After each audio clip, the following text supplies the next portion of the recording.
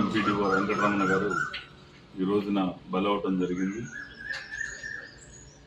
ఏదైతే స్థానిక MLA Prasadaraju chief whip ఉన్నారో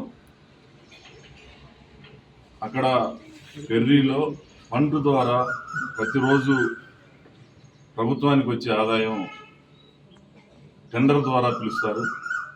ఆ టెండర్ కాలం ముగిసిన తర్వాత కూడా ఇదే కాంట్రాక్టర్కి కొనసాగించమని చెప్పి అధికారులకు ఒత్తిడి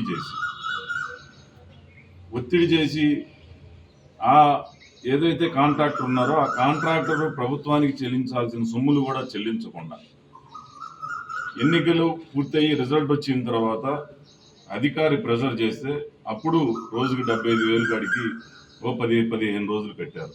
ఏదైతే ఏరియర్స్ ఉన్నాయో సుమారుగా 55 లక్షల రూపాయలు ఆ డబ్బులు చెల్లించకుండా ఈయన పై అధికారుల దృష్టికి తీసుకెళ్తే అది నీదే బాధ్యత, నువ్వే కట్టమని ఆ రోజు అధికారంలో ఉండగా ఆ కాంట్రాక్టర్ని సపోర్ట్ చేసి అవినీతికి పాల్పడిన శాసనసభ్యుడు మరి అతను బాధ్యత తీసుకోవాల్సింది పోయి ఒక నిజాయితీ గల అధికారి పైన వేసి ఈరోజు తీవ్ర మనస్తాపానికి గురయ్యి మరి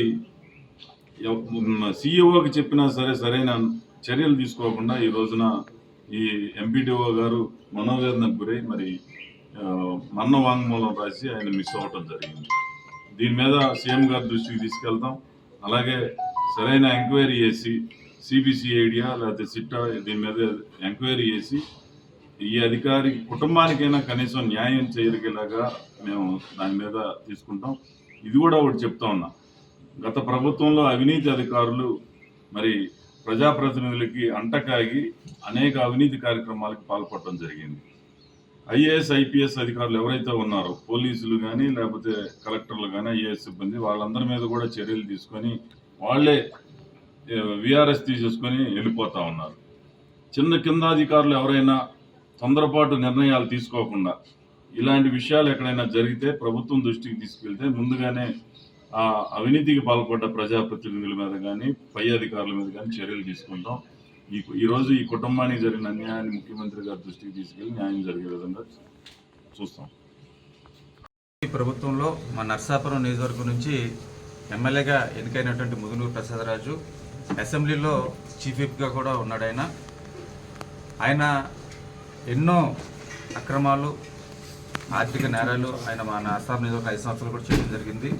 అందులో భాగంగా ఏదైతే ఇప్పుడు మన నర్సాపురం సెగ్నెట్టిపల్లి ఏదైతే రేవ్ ఏదైతే ఉందో పెర్రీ, దానికి సంబంధించి కూడా గత 5 సంవత్సరాల నుంచి కూడా అనేక అక్రమ వసూళ్లు చేయటం, దాని ద్వారా అనేక ఆర్థిక లబ్ధి పొందడం జరుగుతూ ఉంది.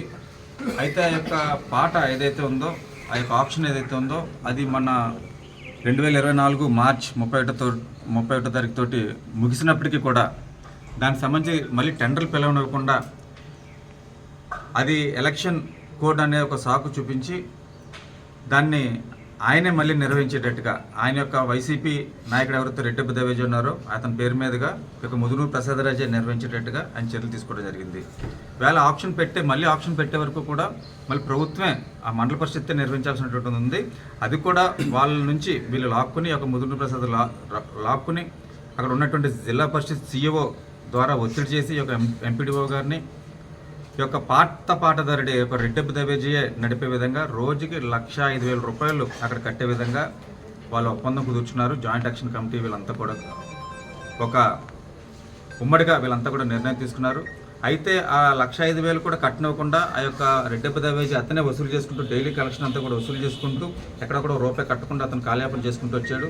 ఎంపీడీఓ గారు ఎన్నిసార్లు ఒత్తిడి చేసిన యొక్క ప్రసాదరాజు దగ్గరికి స్వయంగా వెళ్ళి అడిగినా కూడా ప్రసాదరాజు చాలా యారోగెంట్గా ఆయన వెంకటరమణారావు గారిని ఎంపీడీఓ గారిని తిట్టడం, ఆయన కడతాడులేని వాళ్ళ ఊరుకు అని చెప్పేసి అనడం. సో ఈయన నిస్సహాయంగా ఆయన ఏం చేయలేకపోవడం జరుగుతూ వచ్చింది.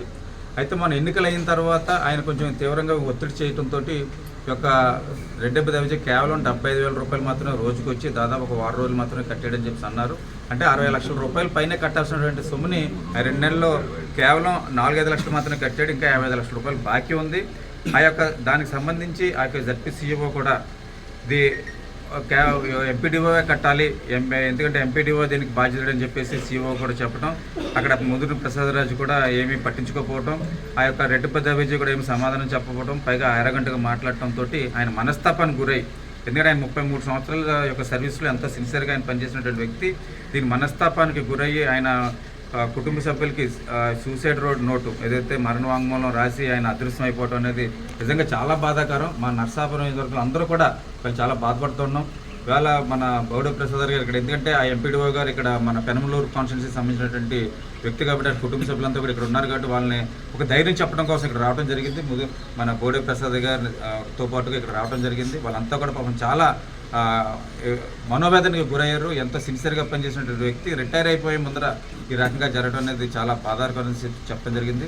ఇప్పటికే బోడే ప్రసాద్ గారు కూడా మన గౌరవ ముఖ్యమంత్రి గారు నారా చంద్రబాబు నాయుడు గారు దృష్టిలో పెట్టారు. చంద్రబాబు నాయుడు గారు కూడా ఆల్రెడీ కలెక్టర్ గారికి కూడా ఆదేశాలు ఇవ్వడం జరిగింది. ఖచ్చితంగా ఏదైతే ఈ బకాసులు ఎవరైతే వైసీపీ రాక్షసులు ఎవరైతే ఉన్నారో వీళ్ళ మీద చర్యలు తీసుకోవడం కాకుండా ఖచ్చితంగా ఒక కుటుంబానికి అన్ని రకాలుగా కూడా అండదండలుగా ఉంటామని చెప్పేసి కూడా మాట అవుతుంది జరిగింది.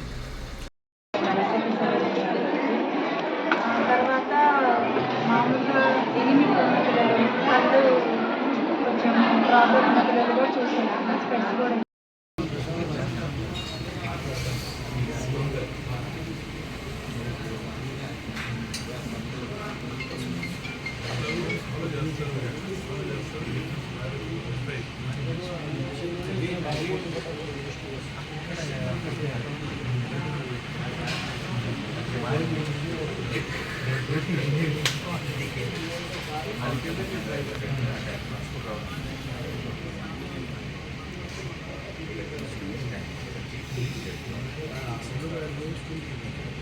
Thank you.